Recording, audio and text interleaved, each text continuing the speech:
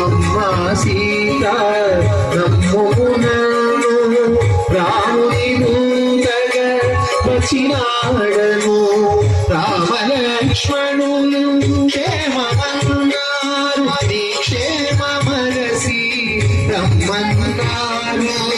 రాముడు నీకు దీవెనలంబే సౌమిత్రి నీకు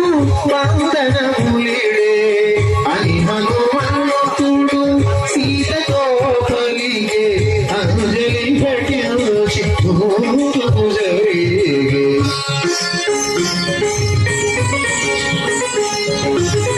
మారుతి అంతగా జరిగేను జానకి అంతగా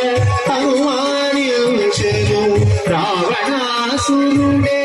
ఈ వానరుడని కామరూపుడై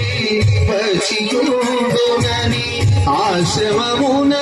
ఒంటిగలోన తనను వంచిన సన్యాసి ఈతడని తలవాల్చుకొని భయకౌపితయై కడిగనేలపై జానకి తూలే